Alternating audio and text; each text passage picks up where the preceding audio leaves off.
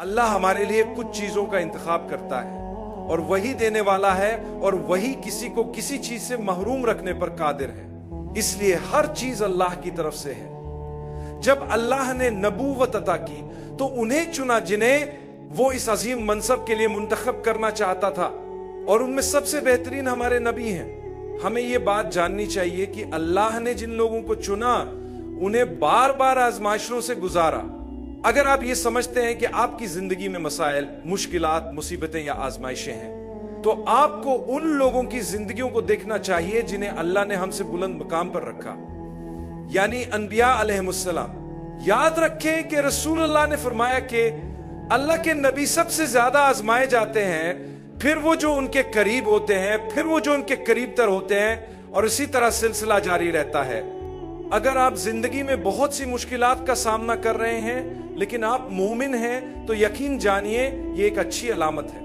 جب اللہ اپنے بندے سے محبت کرتا ہے تو اسے آزمائش میں ڈالتا ہے. یہ آزمائش آپ کو اللہ کے قریب کرنے کے لیے ہوتی ہے، آپ کے دل کو نرم کرنے کے لیے اور آپ کو بہتر انسان بنانے کے لیے ہوتی ہے. اس کا مقصد یہ ہے کہ آپ اپنی ذمہ داریوں کے بارے میں زیادہ محتاط ہو جائیں، گناہوں سے بچنے کی کوشش کریں، اور جب بھی کہیں غلطی ہو جائے اللہ سے معافی مانگیں اور اللہ کی رحمت پر امید رکھیں. حضرت زکریا کی کوئی اولاد نہیں تھی اور وہ اولاد کی خواہش رکھتے تھے. ان کی عمر کافی زیادہ ہو چکی تھی مگر پھر بھی انہوں نے دعا کی. اکثر ہم میں سے بہت سے لوگ جب شادی کے بعد اولاد نہیں ہوتی تو مایوس ہو جاتے ہیں. وقت گزرنے کے ساتھ انہیں یہ خیال آنے لگتا ہے کہ شاید اللہ ہم سے ناراض ہے. میں دعا کر رہا ہوں لیکن اللہ میری دعا قبول نہیں کر رہا. ایسے خیالات مومن کے دل میں نہیں آنے چاہیے. ہمیں یہ سمجھنا چاہیے کہ اللہ جو کچھ بھی ہمارے لیے مقرر کرتا ہے وہی ہمارے لیے بہترین ہوتا ہے.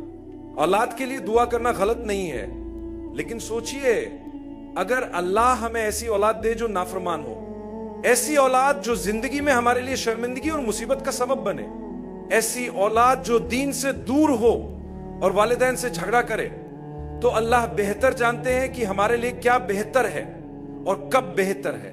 حضرت زکریا نے دعا کی اور اللہ نے معجزہ کرتے ہوئے ان کی دعا قبول کی. حالانکہ بظاہر حالات ناممکن لگ رہے تھے. اگر اللہ حضرت زکریا کے لیے معجزہ کر سکتا ہے تو ہمارے لیے بھی کر سکتا ہے. میں نے ایسے لوگوں کو دیکھا ہے جن کے 8, 10, 14 حتیٰ کہ 20 سال بعد اولاد ہوئی. یہ سب اللہ کے فیصلے ہیں. اللہ کی رحمت سے مایوس نہ ہو. حضرت زکریا نے دعا کی، یا اللہ مجھے نیک و صالح اولاد عطا فرما. اللہ نے انہیں نیک اولاد عطا کی.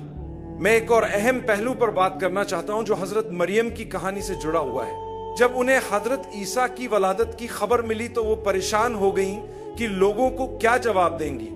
یہ بہت بڑا مسئلہ تھا، معمولی بات نہیں تھی. میرے بھائیوں اور بہنوں، انہوں نے کیا کیا؟ انہوں نے اللہ سے رہنمائی مانگی. اللہ نے ان سے فرمایا کہ خاموش رہو، صبر کرو اور ثابت قدم رہو، ہم تمہاری مشکل آسان کر دیں گے. لوگوں نے ان پر جھوٹے الزامات لگائے کہ وہ بغیر نکاح کے ماں بننے والی ہیں. کسی پر الزام نہ لگائیں، ہو سکتا ہے وہ اللہ کے کتنا قریب ہو اور آپ کو پتہ بھی نہ ہو اور ہم اپنی نادانی میں سزا کے مستحق بن جائیں. اللہ نے حضرت مریم کو حکم دیا کہ وہ خاموش رہیں اور صرف اشاروں سے بات کریں. اللہ نے خود ان کی بے گناہی کو ثابت کیا.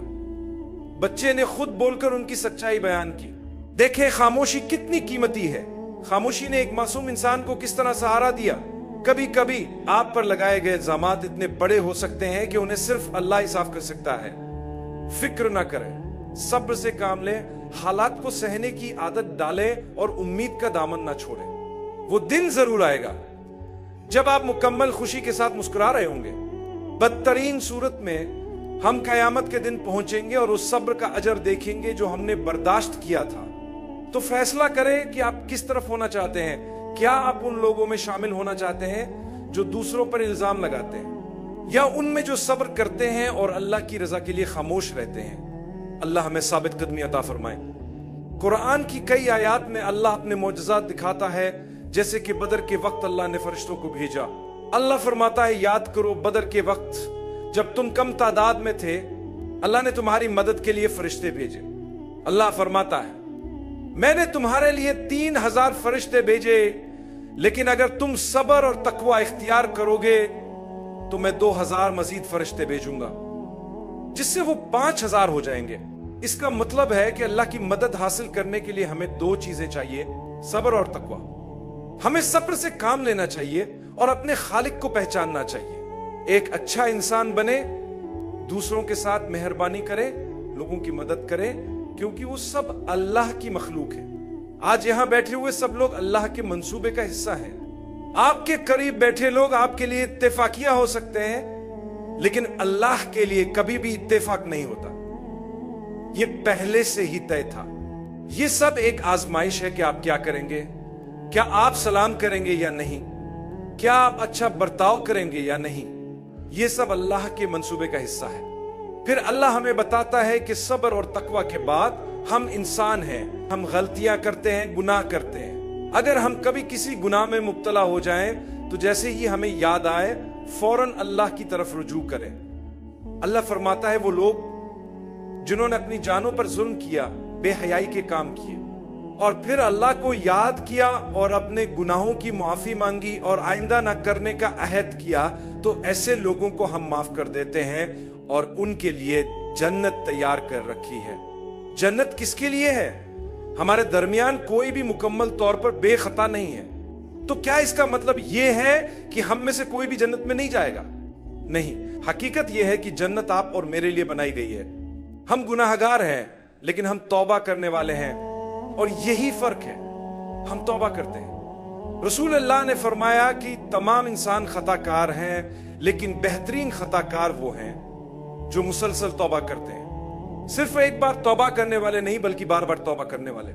मैं अपनी बात को यह कहकर खत्म करना चाहता हूं कि अल्लाह के घर में जो सुकून हम पाते हैं, उससे कहीं ज्यादा बेमिसाल सुकून अल्लाह की जन्नत में होगा, और हम उसे हासिल करेंगे। यह ज्यादा दूर नहीं है। कोशिश करें, मेहनत करें, जब भी खता करें वापस आए, तौबा करें। शैतान नहीं चाहता कि आप वापस आए, लेकिन आप वापस आए, तौबा करें और अल्लाह की बख्शिश हासिल करें। जन्नत उन गुनाहगारों के लिए तैयार की गई है जो अल्लाह से तौबा करते हैं। लिहाजा अल्लाह की रहमत से उम्मीद न छोड़ें।